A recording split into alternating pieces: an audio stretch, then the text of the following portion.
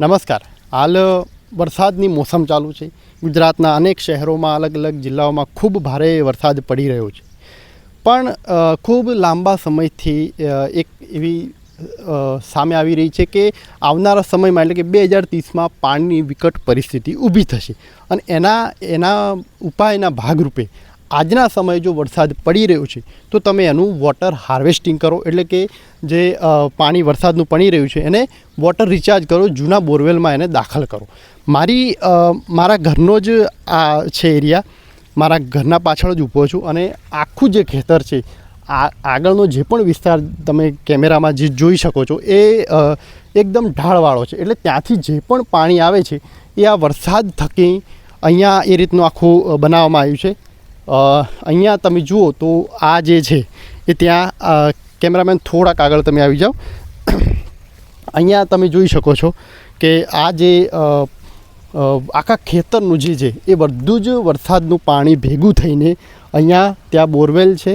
Borewell માટેની એક પાણીની ટાંકી બનાવેલી છે કે તેમાં તે આખું જે પાણી છે એ ત્યાં એમાં કચરો ન જાય બોરવેલમાં, એ રીતનું એક સ્વચ્છ રીતે પાણી જાય એ રીતની આખી ત્યાંની સુવિધા બનાવવામાં આવી છે. હાલ જોકે ઘણા બધા એવા નેતાઓ છે કે જે રાજકીય લોકો, પ્રવીણભાઈ માળી હોય કે પછી શંકરભાઈ ચૌધરી હોય, આ બધા ખૂબ પર્યાવરણને બચાવવાની વાતો કરી રહ્યા છે. ખાસ કરીને ધારાસભ્ય પ્રવીણ માળીએ તો વોટર હાર્વેસ્ટિંગનો ખૂબ જે પાણીને રિચાર્જ કરવાનો ખૂબ એવો સારો એવો કોન્સેપ્ટ દરેક ખેડૂતોને આપી રહ્યા છે. આપણે માત્ર રાડો પાડશું કે હવે આવનારા સમયમાં પાણી નથી. જોકે મોટાભાગના ખેડૂતો એવું જ કહેતા હોય છે કે પાણી નથી, આવનારા સમયમાં ખૂબ ખેતી નહીં કરી શકીએ, આમને તેમને.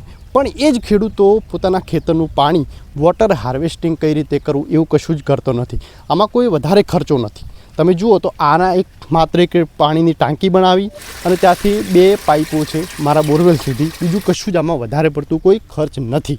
એટલે ક્યાંક તમે જુઓ તો આના માટે જો કે સહાય પણ આપવામાં આવે છે, તો એ બધું તમે પ્લાન કરી શકો તો ખૂબ સારી રીતે પાણીની તમે બચાવી શકો છો. હું તમને આગળ બતાવું કે મારા જે ઘરનું જે આખું થઈ રહ્યું છે વોટર હાર્વેસ્ટિંગ એ કઈ રીતનું થઈ રહ્યું છે હું તમને બતાવું. અહીંયા તમે જોઈ શકો છો તો આખા જે ખેતરનું જે પાણી છે એ અહીંયા આવે છે અને અહીંયા થકી એને આખું રીતને એનું આખું ગાળી શકાય એ રીતનું આખું એ પાણી છે. અને અહીંયા જો ત્યાં મૂકેલા છે પથરા, એટલે કચરો ના જાય પાણીમાં. અને અહીંયા મારા ઘરની નીચે અહીંયા જૂનો બોર હતો, એ બોરની નીચે ત્યાં પાણી જાય છે. એટલે આ રીતનું એક આખું વોટર હાર્વેસ્ટિંગ, તો એ વોટર હાર્વેસ્ટિંગ તમે આ રીતે કરી શકો છો. અને આ ખરેખર એક આપણી નૈતિક ફરજ છે.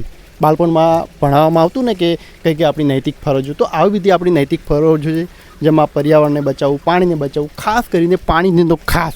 કેમ કે આજે પણ એક એવી કહેવાય છે, હમણાં એક રાજસ્થાનમાં એક એડ આવેલી કે શહેરના સિટીના લોકો માટે જે હોય ને શાવર એટલે કે નાહવાનો જે ફુવારો, એ ક્યાંક એક વ્રણમાં મૂકેલો અને ત્યાં આખું ગામ ત્યાં એ શાવરની નીચે એ બધું જ પાણી પીવે છે. અને એડમાં એવું કહેવામાં આવે કે આખા ગામનું તરસ મટી ગઈ એમ એ પાણી પીને, પણ એક શહેરના વ્યક્તિની નાહવાની ટેવ ના સુધી, આવું એ જાહેરાતમાં કહેવામાં આવ્યું હતું. પણ સાચું કહું ને તો આ ખરેખર ખોટું છે. શહેરના લોકોમાં આજે પાણી બચાવવાની ખૂબ સારી એવી ટેવ રહી છે. ગામડામાં આ વસ્તુ જોવા મળતી નથી. આજે પણ તમે જુઓ તો ગામડામાં બોરવેલમાંથી ખૂબ ખરાબ રીતે પાણીનો બગાડ થઈ રહ્યો છે. ખૂબ કોઈ ધ્યાન વગર લાઇટ આવે એટલે ચાલુ કરી દેવાનું, પાણી ક્યાં જાય છે અને કોઈને ખબર હોતી નથી. કશું જરૂરિયાત વગર ખૂબ પાણીનો બગાડ થતો હોય છે. એટલે ખરેખર આ બધી આપણી નૈતિક જવાબદારી છે. કેમ કે જે રીતે તમે સરકારી જે પણ ડેટા તમે જુઓ તો 2030 પછી પાણીની ખૂબ વિકટ પરિસ્થિતિ ઊભી થવાની છે. આ સત્ય છે અને કોઈ નકારી નથી શકવાનું. એટલે હવે તમે તમારા જો નાના બાળકો હોય તો તમે વિચારો કે એમની પરિસ્થિતિ કેવી થશે.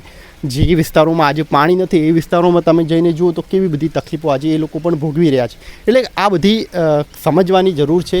અને જો તમે આજે સમજો તો એના ઉપર તમે કંઈક નિરાકરણ એને લાવવાનો એનો પ્રયત્ન ચોક્કસ કરી શકો છો. આ બધામાં તમારે કંઈ કરવું હોય તો સરકારી યોજનાઓનો લાભ લઈને પણ તમે એમાં એ ભાગીદાર બની શકો એમ છો. એટલે તમારે જો વોટર રિચાર્જ કરવું હોય તો સરકારી યોજના થકી એનો થોડો ઘણો ખર્ચ પણ આપવામાં આવે છે. તો એ બધું કરીને અને ના પણ આપવામાં આવે તો 4-5 ખેડૂતો ભેગા મળીને મળીને એક પરિવારના બધા સભ્યો ભેગા મળીને જો આવું બધું કરીએ તો ચોક્કસ આપણે પાણીને ખૂબ સારી રીતે બચાવી શકીએ એમ છે. તો આ એક આપણી ફરજ છે ને આપણે સરકાર ઉપર ભરોસો રાખવાની કોઈ જરૂર નથી, કેમ કે બધું જ કામ સરકાર તમને કરીને ન આપી શકે. અમુક ધારાસભ્યો છે, એમાં પ્રવીણભાઈ માળી હોય, શંકરભાઈ ચૌધરી હોય, આ નેતાઓ ખૂબ સારી રીતે પર્યાવરણને બચાવવા, પાણીને બચાવવા માટેની ખૂબ સારી એવી પહેલ ચલાવી રહ્યા છે. તો એમનો તો ખૂબ ધન્યવાદ. પણ આપણે પણ આપણી આ બધી ફરજ સમજીને આમાં ઉપર કામ કરીને આપણે આપણા દેશને બચાવીએ.